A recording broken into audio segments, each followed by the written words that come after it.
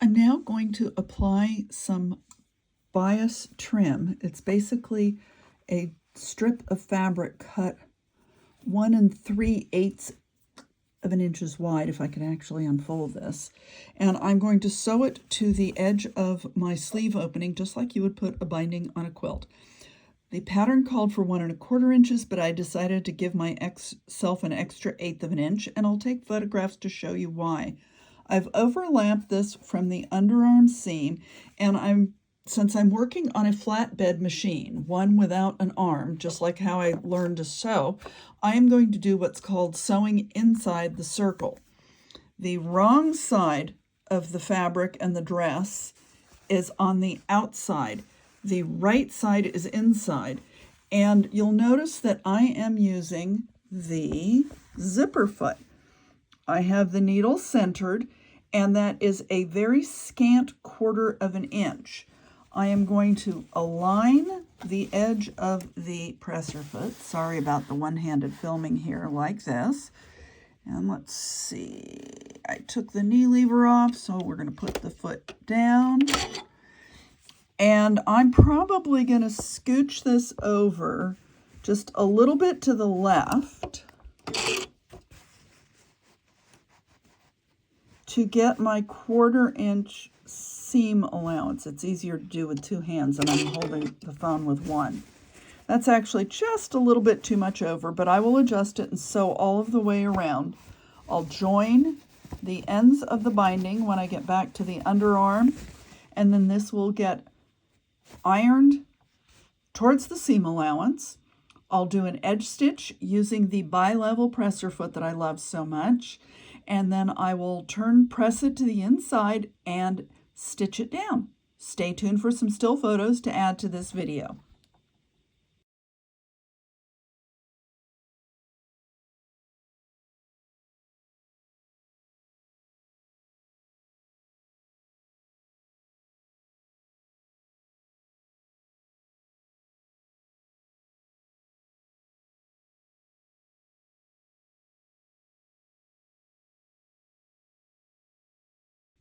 Today I'm hemming something, and I'm going to move the phone closer so that you can see, hopefully. There we go. It's focusing. You can see here there's a little red marker on the F foot. Technically this is an embroidery foot, but I love using it for stuff like this because it's sort of clear so you can still sort of see where you are. And I keep the little red mark. I'm aiming for this channel. So here we go. And I gotta tell you, hemming while looking at something through your phone is a little bit of a mind game.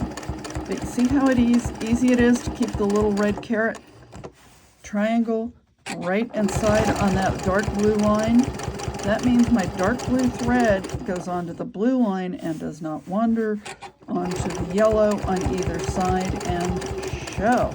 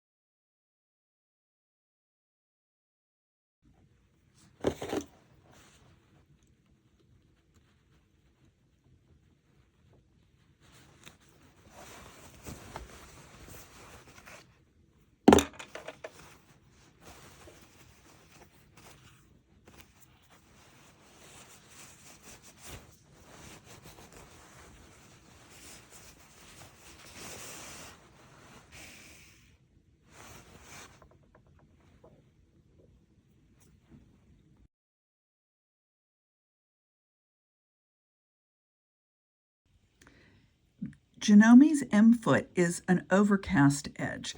As you can see, it has a couple little wires and a blade. And when I set it to the stitch, it's going to go over these and make a stitch and go back. The wires end underneath the presser foot and everything slides out the back. This is the way you can simulate a serger overcast stitch on your sewing machine, and many of the Janome models have this foot and feature. Over here, I'm going to go over to the touch screen, and you can see that there are several different options. Because my project has a very thick gathered edge on one side and a plain fabric on the other, you'll notice that I already used the serger to overcast the raw edges.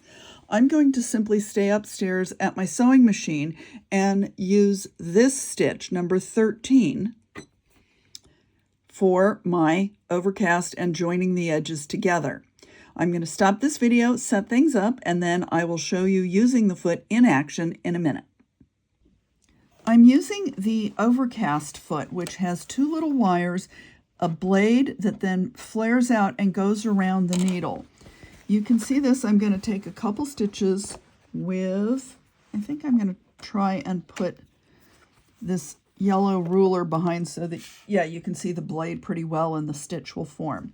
So we're going to go, and it goes over and back. It's making a zigzag that overcasts the edge and holds the two seam allowances together.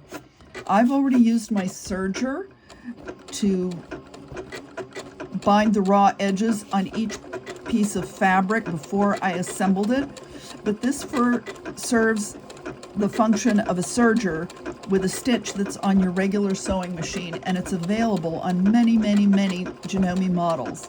It's great to use all of your presser feet. And once you get everything set up, you can go really fast.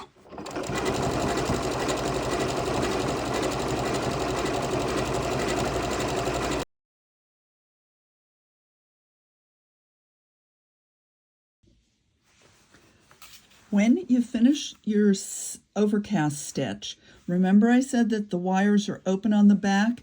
You will go up and use your scissors on your sewing machine to cut the threads. Do not pull them towards you because it will hook up on the foot. You want to slide your project off the back end, and there, now you have an edge that's nice and held together. And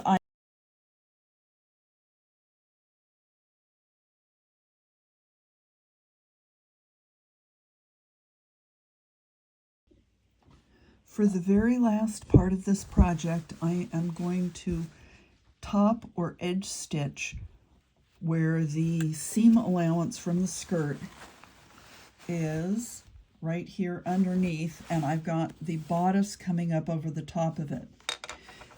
Because the gathered edge is very ripply, and because the seam allowance underneath the area where I'm going to be stitching is all the same level, I'm not going to use my bi-level foot. This time I'm going to go old school, and I'm going to use the zipper foot. You can see that maybe about here, the needle is right here. And so I have very carefully positioned my needle a little bit to the left edge of the presser foot, and I've walked it through to make sure that the needle does not hit this center part of the zipper foot. I'm going to push the lock stitch, holding the tail, and then I am going to sew, keeping the left edge of the presser foot right along with the seam line, and that will give me an edge stitch that is consistent with the ones that I've used on the other part of the garment. You have to make sure and feel as you go around that parts of the skirt and parts of the bodice don't get trapped underneath and you sew it into a great big mess. I'm going to sew a few stitches and then switch to a time-lapse recording for this.